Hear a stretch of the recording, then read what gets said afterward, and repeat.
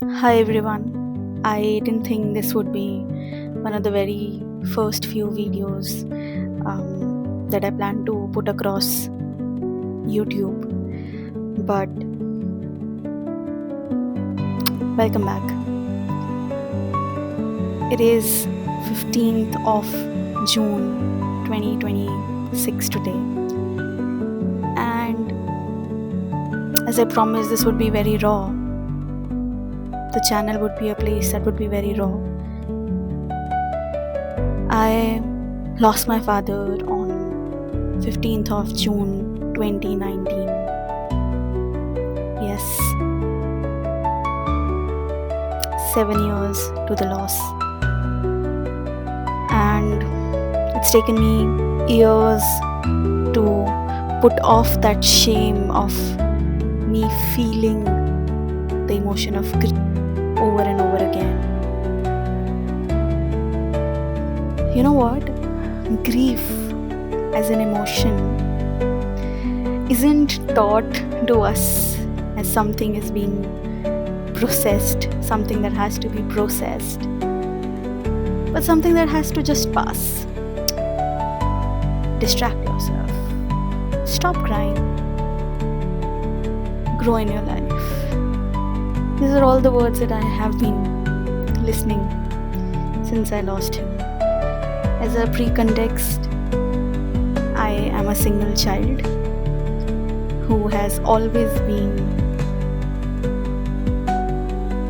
my daddy's princess, I would say. And I don't take offense in people saying that to me. When he died, it was almost the same time in which I'm shooting this video. When his body was bought, I was looking for a pillow to keep beneath his head in the candy, while everyone was standing and grieving, which is equally fine. Not because he could feel the discomfort anymore, maybe because I could. Or maybe that was an unplanned last act of me as a daughter that I could. I was just 19 years old then, and trust me, it's a very fragile age to be in.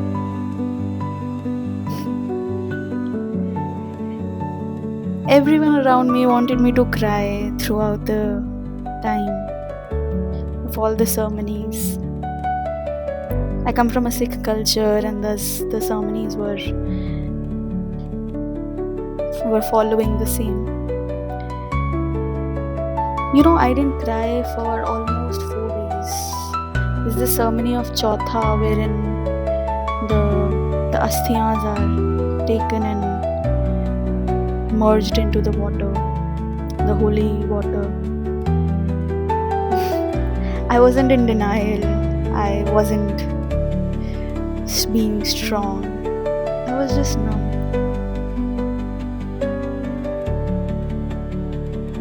And in a culture that scripted my grief for me, the tears, the timings, the rituals, I didn't know what to do with the silence. Most of you would know I am a psychologist, getting trained as a clinical psychologist at CIT Ranchi now. The psychology we are taught about death, dying, and grief, but why and how it failed me. Because I just kept waiting for the stages, of death. We learned the Kubler-Ross model, the 5 stages. A lot of you would know, but it starts and says that when there's anything like this that happens to you in your life, there's denial that comes. Then a stage comes wherein you have more anger to it. You move to bargaining for your loss, into the depressive phase, and then you accept it. It sounds very clean, linear, like a syllabus that you can finish. I have been waiting to reach acceptance. I won't deny. For acceptance to be there and all it to be done. But grief, after 7 years, I just have figured this out that grief doesn't move in one direction. It keeps circling, keeps revisiting. And for me, on a daily basis. Even after, all of these 7 to 8 years, and my brain forgets if it's 7 or 8 years, so just excuse me for that. A simple song. So I remember there was this song Dholna from Kismet 2 movie, I guess. So we shared a very beautiful bond, me and my father. So there's this lyrics of that song. Minu cheti cheti mil dholna, main theek nahi hai tere bin. Whenever he used to come to my hostel to meet me, while then I was also preparing for UPSC and I was in my first year of bachelor's, he used to sing the song to me. And I think I'm still stuck there. Any particular date, any particular smell, or a brand that he loved, which clearly was Hush Puppies for his footwear, and Peter England for his shirts and formals. And you just go back to where the things were totally different, your life was totally different. And as I see it, I don't see that as pathology, nor as weakness, but just as grief.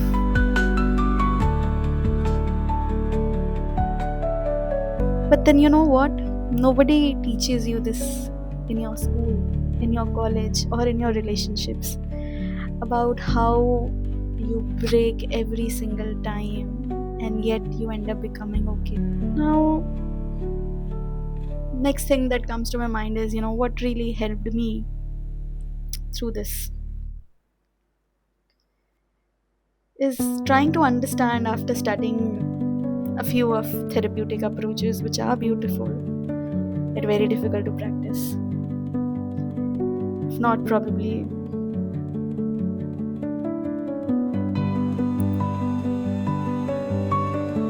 I still remember that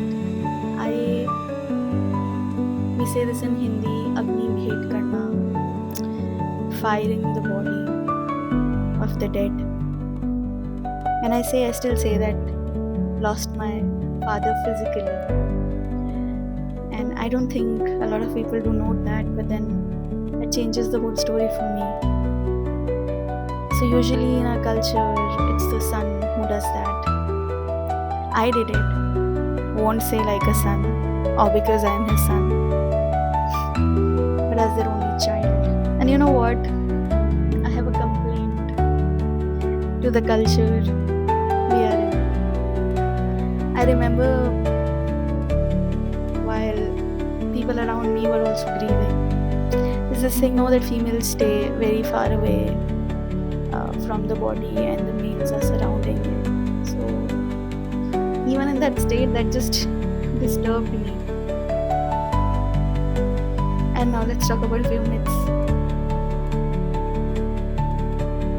I didn't cry for 4 days, I told you, but when I did, I was told that I should not cry because else my father's soul won't find peace.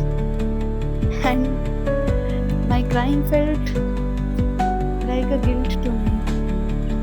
That's how numbness followed. I do understand where this comes from, but what it does is to bring shame for the griever who is already grieving. It kind of outsources your emotional need to the comfort of death.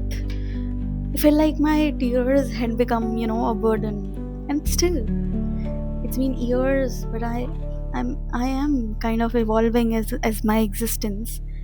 But you feel guilty. It feels like burden to people around you. It's important for us to know that crying is not bad, it's just an expression. It is a release. It is love which has nowhere to go. There's always this timeline pressure, which I've got myself in. 13वीं करनी है, 13 days, and then you're supposed to resume back to whatever you were. I know it does have a evolutionary value to it, because just existing won't help. But then grief doesn't really have a calendar. I feel that we rush people through mourning the loss because we are so uncomfortable with their pain. But that's not compassion. That's avoidance, that is wearing the mask of tradition. I did question everything after he died. Everything. It felt like I died in that process. But I wouldn't disagree that spirituality, when I say spirituality, I mean spirituality. It held me.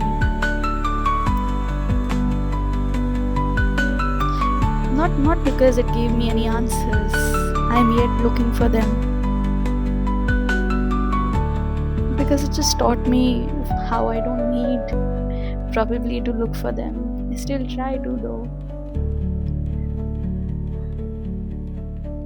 What stuck with me is the idea of surrendering. Not giving up, but just releasing the need to control what cannot be controlled, which is our breaths. Being in present, not in the past where he existed, but not in the future where I imagined he'd be, but here. I was talking to a friend of mine very recently about how it feels that I have a life that I can see longitudinally, but then there's a life and a person that I know of has a lot to do with my past, but it feels that 19 years of my life was one fragmentation, one fragment, and post that is just a totally different one.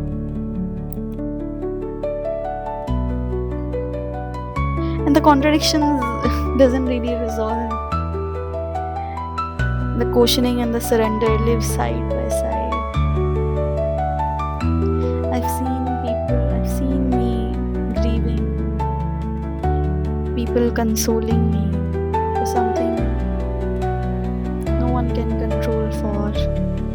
And I've also seen them losing their loved ones and then coming back to me and saying that it's only now they understand the nature of it. To an extent that, having had gone through that and having been an HSP, which is a highly sensitive person, anyone who I hear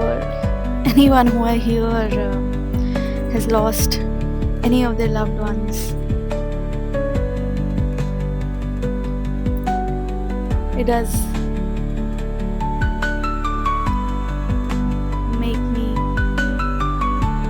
feel compassion for them, because maybe I might not know their pain, but I am reminded of my pain, and that's okay. Dialects can exist. This is something I keep telling myself. I just want to use this opportunity to, let you all know of what my limited understanding on grief is, because it is a season that everyone has to see in their lives. for whoever they love. One thing that I learned is how grief will not arrive the way we expect it to. Two, we may not cry for days, but maybe suddenly cry 5 years later in a grocery store where we see their favorite product. But then both are real, both are valid. You don't owe anyone a performance of your pain. The stages of grief are not a checklist, no pressures. There is no final line, no finish line. There's only learning to carry it differently over time that we all do. If someone around you is grieving, don't tell them how. Don't tell them when and what to stop. Just stay. That's enough.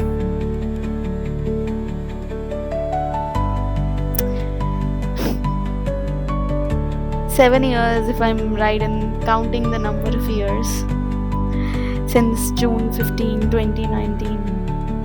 I am a mental health professional, and in a few months, I will also become a clinical psychologist. I'm trained to study the mind. I work with pain on a daily basis. But I proudly state that grief still finds me, and I let it. Because in love, in loss is love. And in love, there are losses. Till you are here, that's how I think. Till I am alive, the souls I grieve for will be alive within me.